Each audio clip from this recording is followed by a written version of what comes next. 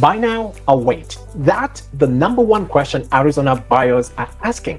And the latest data finally gives us a real answer. Yes, prices in the latest Case-Shiller report slipped slightly. Phoenix ticked down month over month and is still about 2% below last year.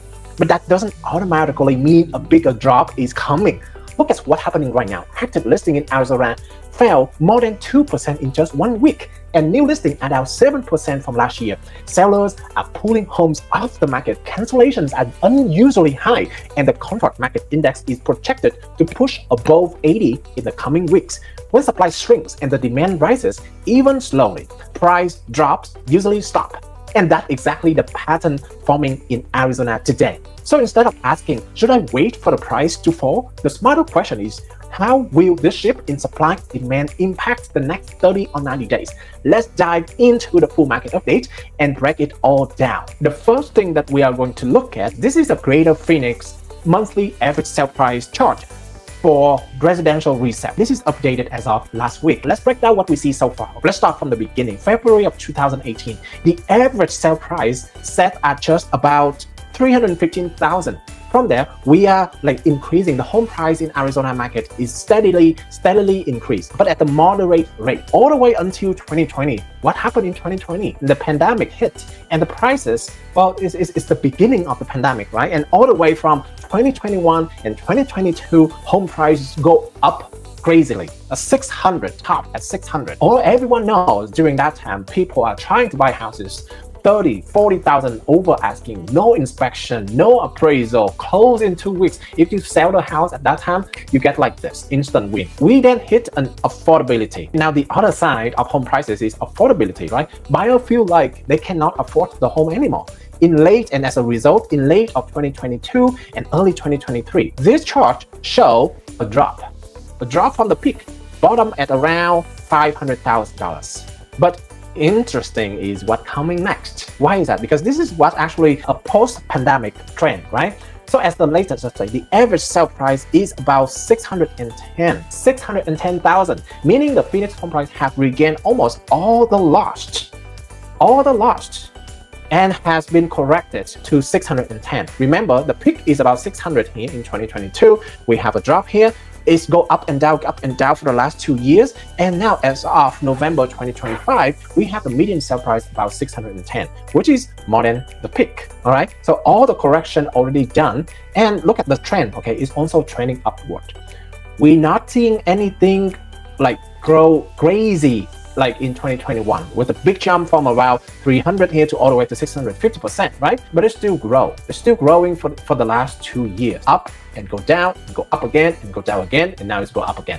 Even with the mortgage rate going crazy right now, the long-term trend points towards stability and gentle appreciation, not a crash, right? We don't see a downtrend continue, but we actually see an uptrend here. I understand that you see, okay, some drop here, but the thing is, if you look at that as a long term, you see that is actually going up. So why is that happening? Why is that happening right here? And now it's 610. Inventory remain historical low.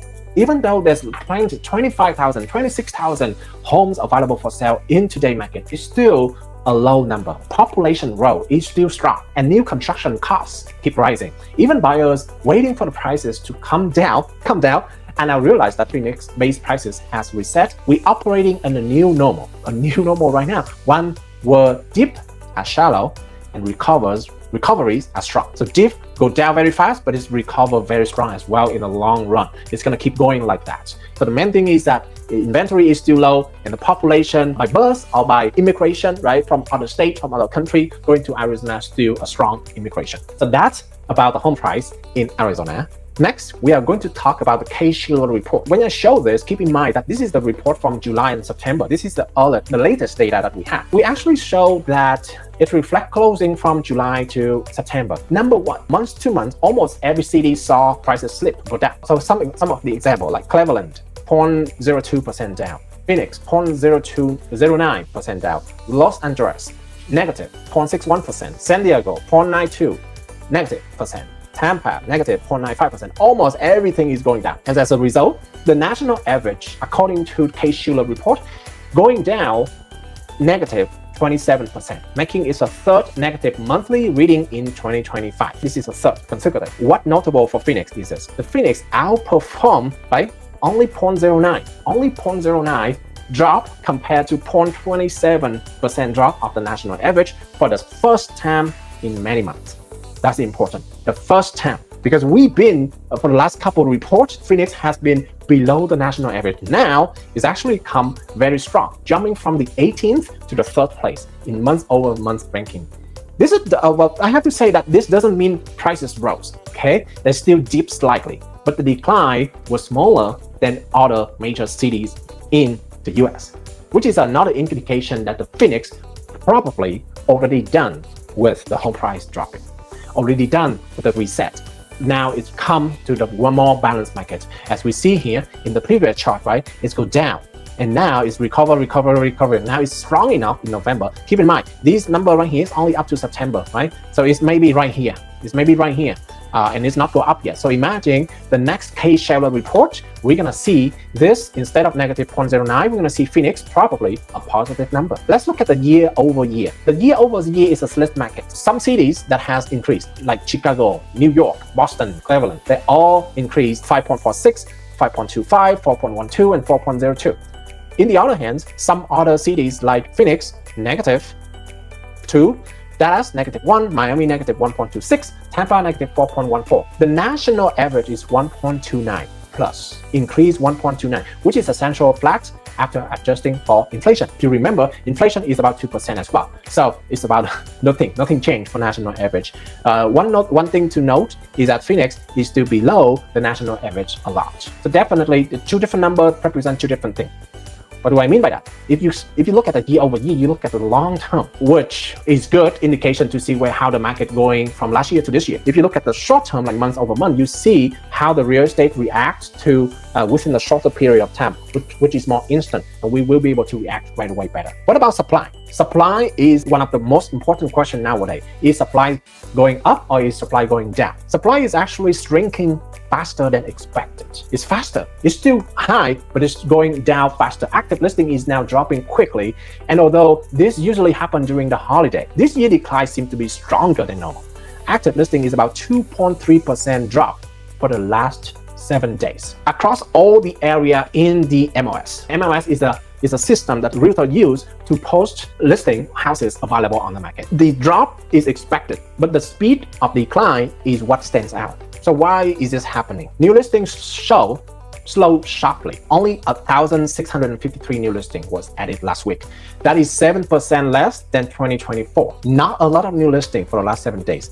This is the reversal of the trend we saw all year, where new listing arrival consistently ran higher than last year. For like from the beginning of 2025 until say middle of November, every single week we have new listing higher than previous year, 2024. But this week we have the new listing that is actually less than 7%. So that's number one. That's the reason why active listing dropped 2.3%.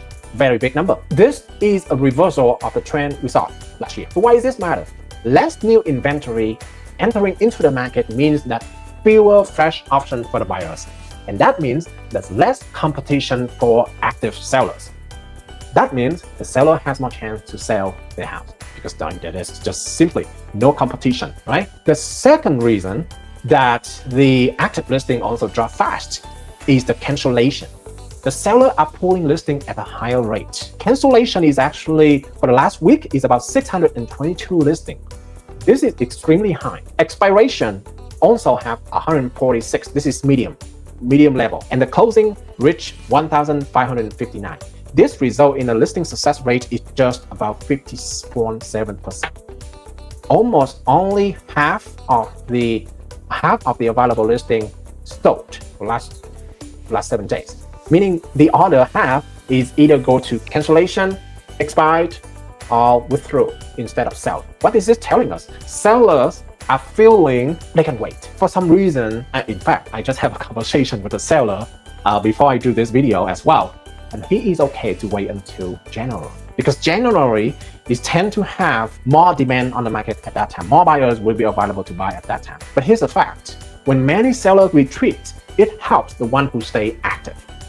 Fewer listing means less competition for the buyer attention, right? So whoever remains in the market will have the advantage. The 622 cancellation last week may face a higher competition going to January if they want to wait. So here's some seller insight. If you need to sell now, don't assume that the market is dead. Your listing might actually stand out more with so many others pulling back. That's a very good tip right there. So if you really need to sell, stay still. The buyers will look at you very soon. Supply down, demand rising. What's next? Supply is down, right? The demand right now is somewhat going up. What's next? As the supply falls, so we see that the comfort market index is also trending lower. The demand is slowly going up, even though it's still below normal historical level. With supply dropping and the demand firming, the comfort market is expected to rise above 80 points within the next 5 weeks. Rise above 80 points. Why 80 points is important? Remember, the comfort market index, we can tell whether it is a buyer market, a seller market, or a balance market based on the number. If it is less than 90, then it is a buyer's market. From 90 to 110 is a balance market, and more than 110 is a seller market. So as of right now, we're below 80, but within the next 5 weeks, we're gonna go above 80. That means it's strong and it's moving toward a more balanced market, which is a good news for the seller, which gives the seller more negotiation power. Here's some market update. For national, in this chart, we see that the active listing as well at the national level. This is a chart to show the October active listing of every year, 2016, 17, October 16, October 17, October 2018, October 2019, October 28. Back in 2016, the active inventory was about 1.4 million. But from 2017 to 2019, we saw a decline to about 1.9 million just before the pandemic. And then going through the pandemic, this is the reason why home prices goes way up. Inventory is about only 700,000 to 565,000 nationwide. But here's look at the chart, right? 2022, okay, it's go up again. 2023 is almost flat. 24 and 2025, 1.1 million nationwide. Is under projection that 26 is gonna be even higher. So we are reaching the level of 2019 very soon. So what does that mean? More inventory generally equals more options for the buyers and more competition for the sellers. Like I said, this is a national level. This is not specific for Phoenix, Arizona. Phoenix, Arizona, we actually see difference, right? October and November, we see a drop in active listing. I assuming that in January and February, there's going to be more people putting the house available on the market right now. Anyway, let's come back to the national. The days of ultra tight supply are easing, okay? And we are still nowhere near 2016 or 2018. But this growing of supply doesn't necessarily mean the falling prices. But it does signal a more balanced market. Buyers getting breathing room, you have more options to choose, and the seller needs to price realistically if they want to stay now and they don't want to lose to other competition. Talking about home prices, so we have 2024, the median home sale price in the entire country is about 4.752 million total home sale value. That's one of the slowest year we've seen in over a decade, due to a mortgage rate high. Not only interest rate high, but also affordability. If you remember, those are the year that the home prices go way higher. And also do not have a lot of inventory back in 2024. But the story changed in 2025. The forecast project is slightly improved, 4.82. It's projected because you still have 1 month, right? A lot of things could happen in 1 month. It's not a huge jump, however, from 4.82 to 4.75, from 4.75 to 4.82, right? But it's signaling a stability and start of an upward projection. The real momentum kicks in by 2026 with a forecast of about 5.24 million home sales. That's nearly 500,000 homes sold than 2024. So a major shift indicating renewed buyers activities and improved market condition, meaning the more buyers getting familiar with the high, I don't know whether we should call it high or not, but it's a new normal, right? The 6% is a new normal, and therefore the more buyer getting back to the market when the demand goes up, home price expect to go up with the same level of supply. So thank you so much for spending time with me today. If you have any question or if you want to receive a weekly market update, please contact me for more information. Or you can scan this QR code right here and then get the weekly market email. Thank you. Have a good day. Bye-bye.